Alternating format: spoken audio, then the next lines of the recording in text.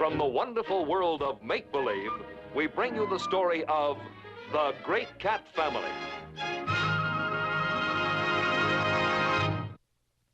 And now, your host, Walt Disney. In creating new characters for our cartoon films, one of our main sources of inspiration has been the world of animals. And we've always been very much impressed with the cat family. This group of carnivora includes more than 40 species from almost every part of the world, some of which are the most handsome and yet the most savage of all animals. In telling our story, we have selected two of the more prominent members of this family, the lion and the domestic cat. The famous African lion, royal head of the cat family, hardly needs an introduction, for as everyone knows, he claims the title of King of Beasts and has been the symbol of power and nobility down through the ages. As for the domestic cat, he has the distinction of being the smallest and most common member of the family, and yet the most important of all, at least as far as man is concerned, for he is the only cat who can truly be called a friend of man, and he has had a far greater effect upon civilization than any other member of the cat family, as we shall see in exploring his long and eventful history. To tell the story of the domestic cat from its beginnings, we must go back in time 4,000 years to ancient Egypt.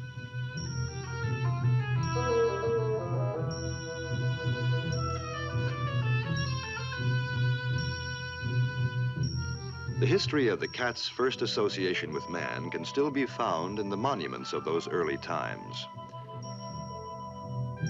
From hieroglyphics, the Egyptian form of writing with pictures and symbols, we learn that the Egyptians developed great skill in taming wild animals: the dog, the hawk, the ibis, the crocodile, and the cat.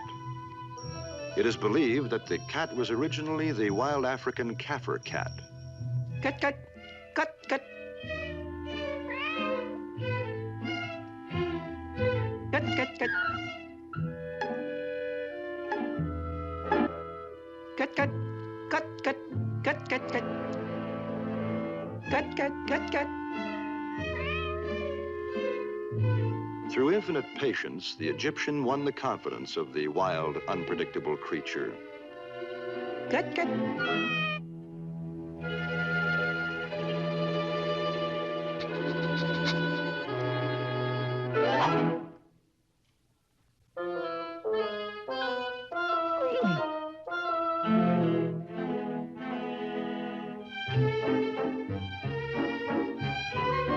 But it still remains a question as to whether man adopted the cat or the cat adopted man.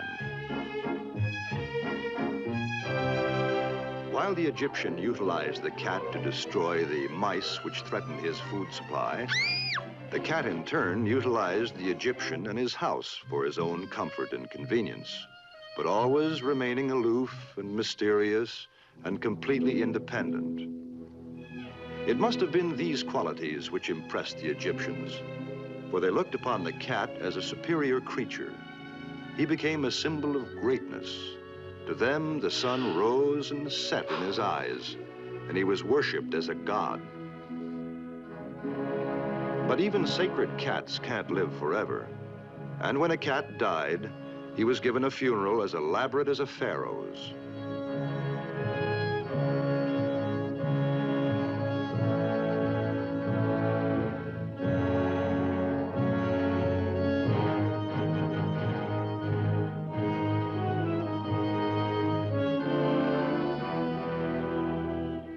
Like the pharaohs, his image was carved upon his tomb. He was mummified, and bowls of milk and mummified mice were buried with him to sustain him on his long journey through eternity.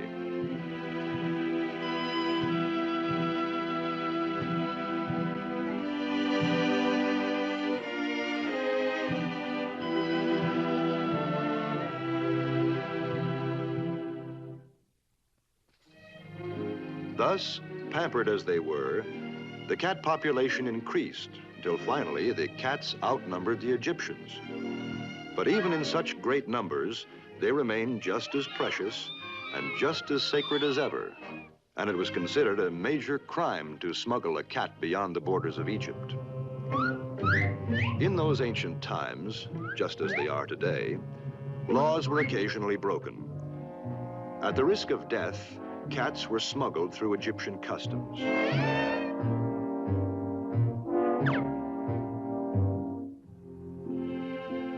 These daring catnappers were the Phoenician merchants who sailed their great cargo ships up and down the Mediterranean, selling and trading goats, glassware, clothing, ivory, spices, animal skins, wine, cattle, art treasures, pottery, and the very latest thing in novelties, a combination pet and mousetrap.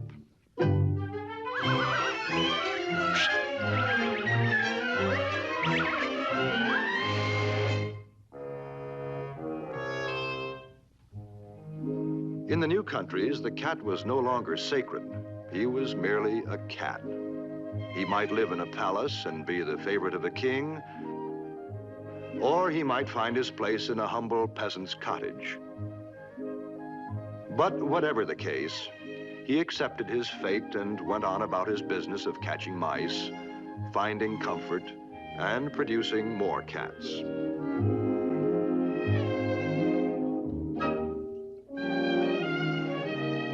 In many countries, the Egyptian cat interbred with native wild cats, creating new variations in the breed.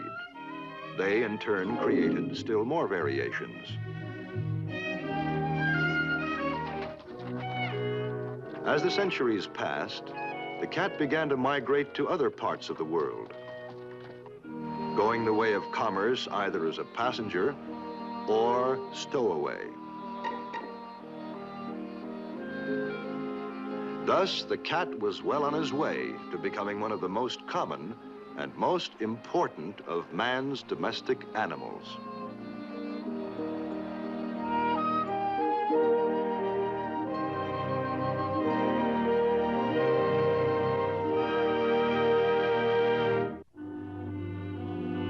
One of the significant chapters of the domestic cat's history began during the Middle Ages.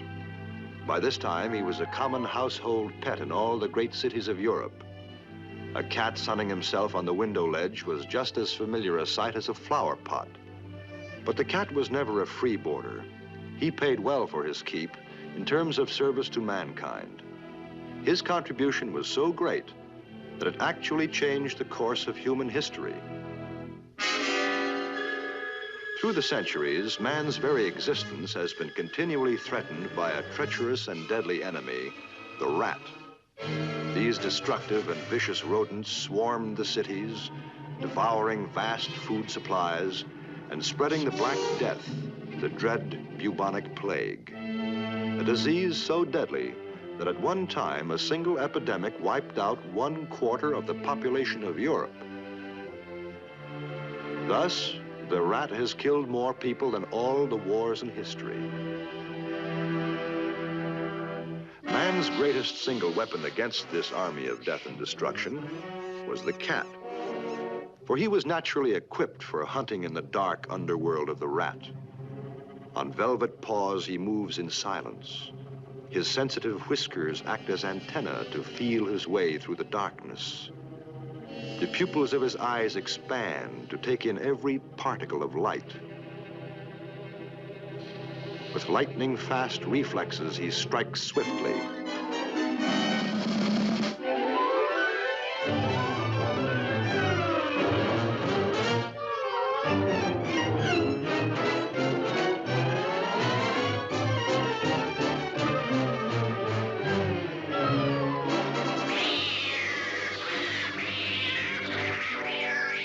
If the many millions of rats destroyed by cats had been left to multiply, they could have wiped out the population of entire cities and completely overrun civilization.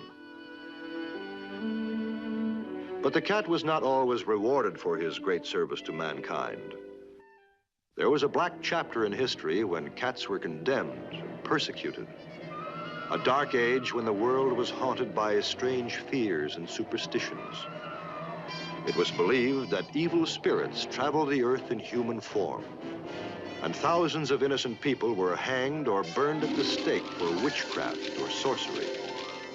They were condemned by the words of the ignorant and the superstitious, idle gossip growing into wild rumors, spreading through towns and villages, twisting and turning into fantastic and monstrous tales.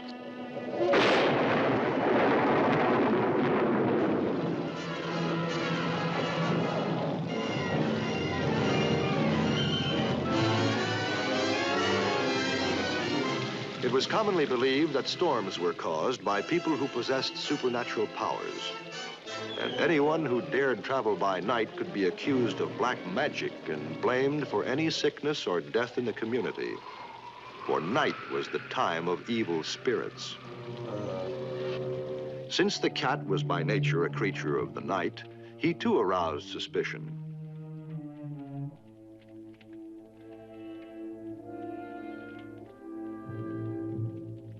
Many believed that his silent and mysterious ways were the ways of evil spirits, and that his steady, soul-piercing gaze must be the look of the devil.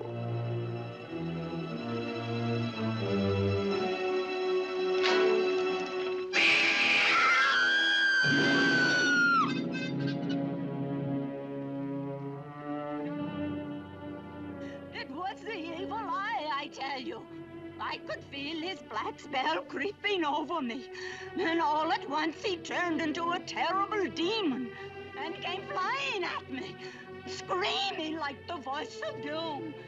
He's not a cat, he's a devil. Through no fault of his own, the cat, which had once been worshipped as a god, was condemned as a devil and blamed for the evils of the world. Hundreds of witch hunters set out to destroy these witches and demons wearing the form of a cat. There's one up in the tree. Get him! Hey, there he goes!